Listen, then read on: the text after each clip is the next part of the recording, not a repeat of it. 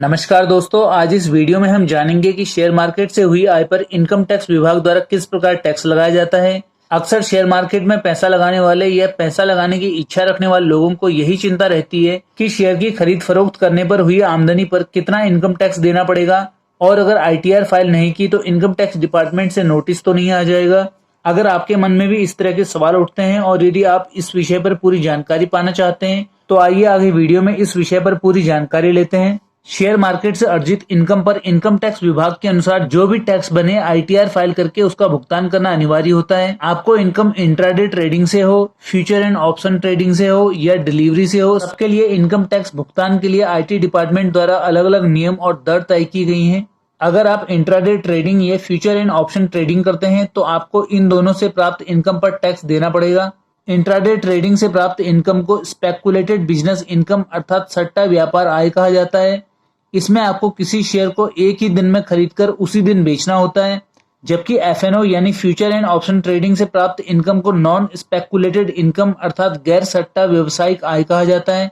Intraday और future and option trading से हुई कमाई पर इनकम टैक्स विभाग द्वारा निर्धारित टैक्स स्लैब के अनुसार टैक्स देना होता है। अर्थात आपकी इनकम सिर्फ इंट्राडे ट्रेडिंग से हो या एफएनओ ट्रेडिंग से हो या इन दोनों से हो, इस पर टैक्स स्लैब के अनुसार अगर आपकी इनकम टैक्सेबल होगी तो आपको टैक्स देना होगा और अगर इनकम टैक्सेबल नहीं होगी तो टैक्स नहीं देना होगा। अब इसे उदाहरण की सहायता से समझते हैं ताकि आप इसे और अच्छे से समझ पाएं। इनकम टैक्स विभाग प्रतिवर्ष इनकम टैक्स स्लैब अनाउंस करता है जिसके अनुसार आपकी आय पर टैक्स की देनदारी बनती है। 2.5 लाख रुपए तक की सालाना आय पर टैक्स नील है और 2.5 लाख से 5 लाख तक की आय पर टैक्स 5% है। अब इसके अनुसार देखते हैं कि आपको अपनी आय पर कब टैक्स देना पड़ेगा।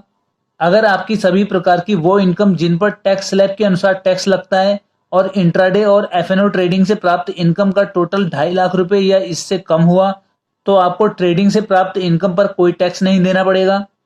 और यदि आपकी बाकी सोर्सेज से प्राप्त आय जैसे कि सैलरी, कमीशन, रेंट इत्यादि और ट्रेडिंग से प्राप्त आय का टोटल 2.5 लाख रुपए से 5 लाख के बीच हुआ तो 2.5 लाख से ऊपर की राशि पर 5% की दर से इनकम टैक्स लगेगा। और यदि टोटल इनकम 5 लाख से भी अधिक हुई तो फिर निर्धारित स्लैब अनुसार और अधिक टैक्स लगेगा। अब बात करते हैं डिलीवरी से प्राप्त आय पर लगने वाले टैक्स के बारे में। शेयर मार्केट में बहुत से लोग सिर्फ डिलीवरी में काम करते हैं। डिलीवरी का मतलब किसी शेयर को खरीदकर कम से कम एक दिन होल्ड करने से है, चाहे फिर आप उसे अगले दिन, अगले महीने या अगले साल यानी कभी भी बेचते हैं। इस प्रकार की इनकम से प्राप्त आय को कैपिटल गेन कहते हैं। कैपिटल गेन 2 प्रकार का होता है, शॉर्ट टर्म कैपिटल गेन और long term capital gain. Sir, आप शेयर मार्केट में कोई शेयर खरीदकर अगर एक दिन बाद से लेकर 1 साल पूरा होने से पहले तक उसे बेच देते हैं तो इससे प्राप्त आय को शॉर्ट टर्म कैपिटल गेन कहते हैं। शॉर्ट टर्म कैपिटल गेन से आपको कितनी भी आय हो उस पर फ्लैट 15% टैक्स देना होता है। अगर आप किसी शेयर को खरीदकर 1 वर्ष के पश्चात बेचते हैं तो इससे हुई कमाई को लॉन्ग टर्म कैपिटल गेन कहते हैं। लॉन्ग टर्म कैपिटल गेन पर 1 लाख रुपए तक की राशि पर कोई टैक्स नहीं लगता, लेकिन अगर आपने 1 लाख रुपए से अधिक की राशि कमाई हो तो उस पर फ्लैट 10% की दर से टैक्स लगता है। कुछ वर्ष पहले लॉन्ग टर्म कैपिटल गेन की पूरी राशि में किसी प्रकार का कोई टैक्स नहीं लगता था।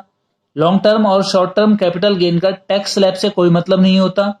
टैक्स स्लैब के अनुसार बाकी जगह से प्राप्त आय पर टैक्स लगे या ना लगे, पर यहाँ तय दर से टैक्स लगता है। इसलिए बेहतर है कि आप नियमों का पालन करें और निश्चिंत होकर शेयर मार्केट में ट्रेडिंग और इन्वेस्टमेंट करें। आज की वीडियो में बस इतना ही। वीडियो में दी गई जानकारी पसंद आने पर इसे लाइक करें। इसी तरह की और भी इंफॉर्मेटिव वीडियोस देखने के लिए हमारे चैनल को सब्सक्राइब करें। मिलते हैं अगली वीडियो में इसी तरह की कुछ नई जानकारियों के साथ। पूरा वीडियो देखने के लिए धन्यवाद।